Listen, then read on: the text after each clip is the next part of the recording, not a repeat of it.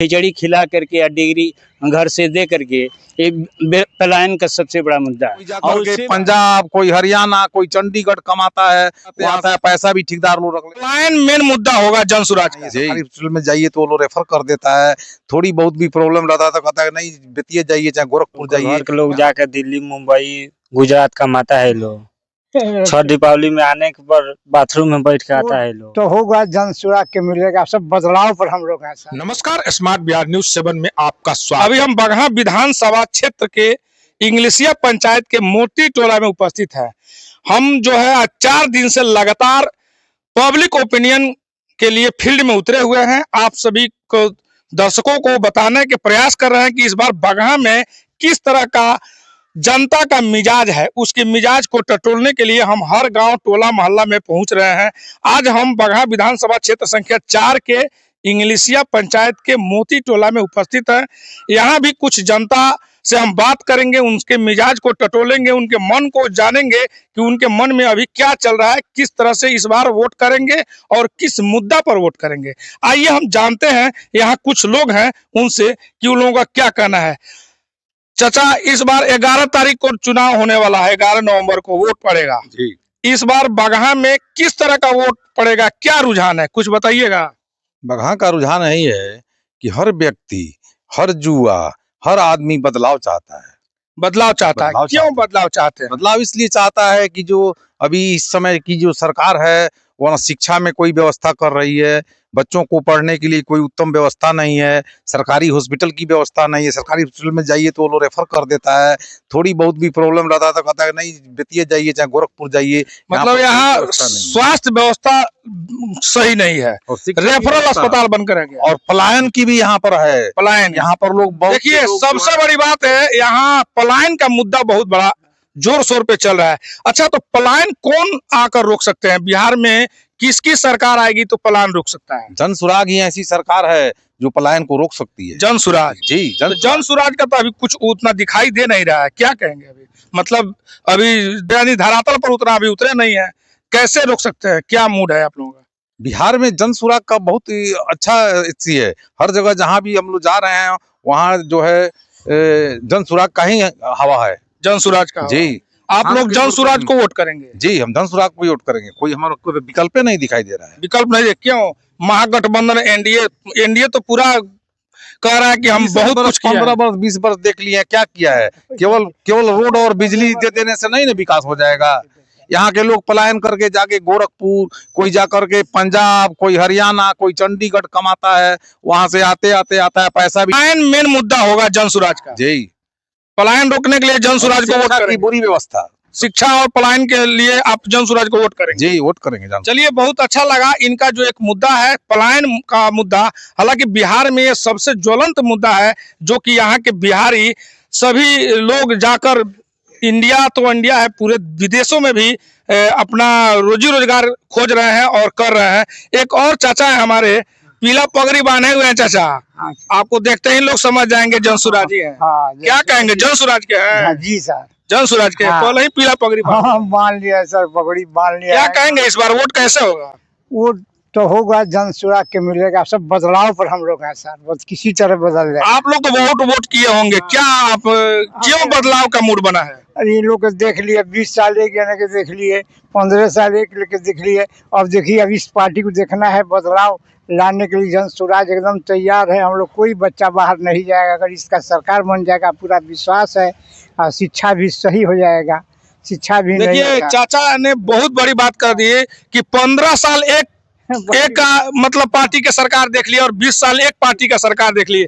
इस बार जनसुराज को देखना है, तो आप क्या उम्मीद कर सकते हैं इस बार जनसुराज की सरकार बनेगी? हाँ, बनेगी सर, बनेगी। हाँ, एकदम सारे लोग तैयार है। गांव गांव हम लोग घूम रहे हैं, गांव गांव में लोग एकदम तैयार है।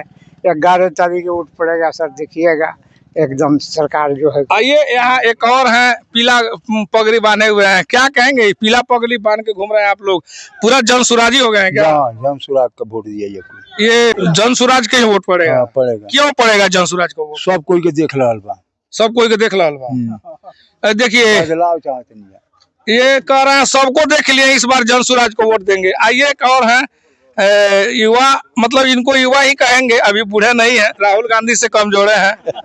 तो क्या कहेंगे इस बार वोट कैसे होगा? हमारे युवा सब बाहर जा रहे हैं, जन सुराग आएंगे, एक कोई युवा हमारे नहीं बाहर जाएंगे। युवा लोग सब बाहर चले गए हैं, पलायन कर रहे हैं 10,000 5,000 की नौकरी के लिए। तो अभी तो एनडीए सरकार बहुत काम कर रही है, अभी जो 10-10 हजार रुपया हर जीविका दीदी को लोन दे रही है, दिखा रहा है, कई जगह किस्ती आ रहा है, जमा नहीं कर रहा है लोग। किस्ती है, लोन है, तो लोन है वो, यानी कि सरकार कहाँ दे रही है? हरदम दे, 12 महीने दे 10,000 के, तब न मानेंगे कि दे रहा है। 5 साल में एक बार 10,000 दे दिया तो नहीं हो जाएगा? तो जन सुराज के आ जाने से क्या आपको लग रहा है कि पलायन रुक जाएगा? पलायन रुक जाएगा, तो कैसे 100% रुक जाएगा। सरकार बनेगी पूरा फुल बहुमत में हमारी। एक और युवा है हमारे, आइए, आप तो युवा हैं, पढ़ते हैं ना? हाँ बोलते हैं। क्या कहेंगे इस बार कैसे वोट पड़ेगा? जन सुराग का पड़ेगा। जन सुराज को? हाँ। युवाओं का मतलब मूड बन गया है क्या? हाँ, जन सुराग का पड़ेगा। क्या क्या देखे हैं जन सुराज में आप? बहुत खासियत देखे हैं, बोलते हैं कंपनी बैठाने के लिए, हम लोग को पढ़ाई का सुविधा देने के लिए बोलते हैं। हम लोग को घर के लोग जाकर दिल्ली मुंबई गुजरात कमाता है लोग। छठ दीपावली में आने के बाद बाथरूम में बैठ के आता है लोग। देखिए, इन्होंने एक बहुत बड़ी बात कह दी कि दिल्ली बम्बई जाकर यहाँ के लोग जो है कमाते हैं, और जब वापसी आते हैं तो बाथरूम में बैठकर, यानी कि ट्रेन के बाथरूम में बैठकर उन लोगों को घर आना पड़ता है दीपावली और होली के समय में।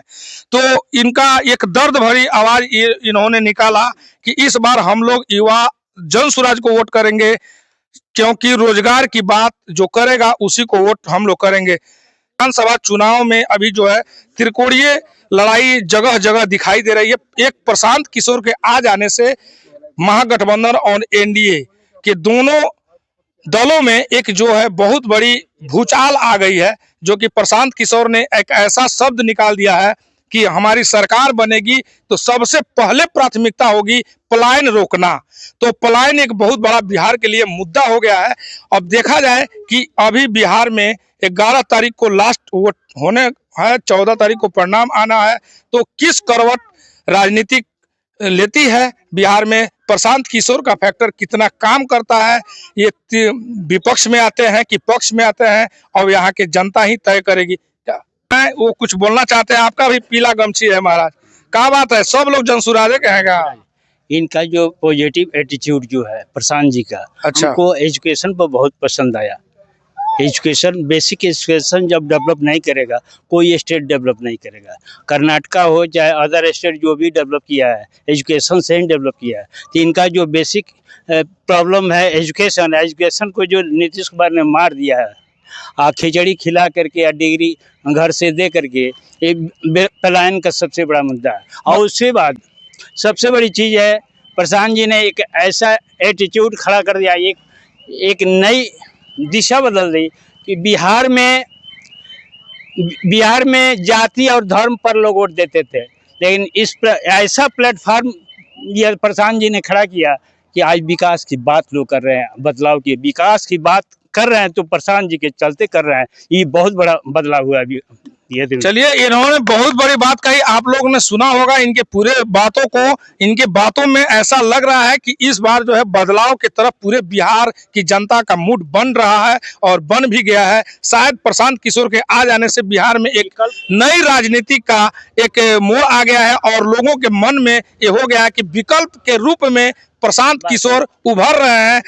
15 साल एक महागठबंधन को देखे और 20 साल एनडीए को देखे, इस बार प्रशांत किशोर को देखने के चाह बनाए हुए हैं यहाँ के बिहार के जनता, और खासकर बगहा में आपको ये देखने को मिल रहा है। अपने सहयोगी के साथ स्मार्ट बिहार न्यूज़ 7 से संजीव तिवारी, बगहा।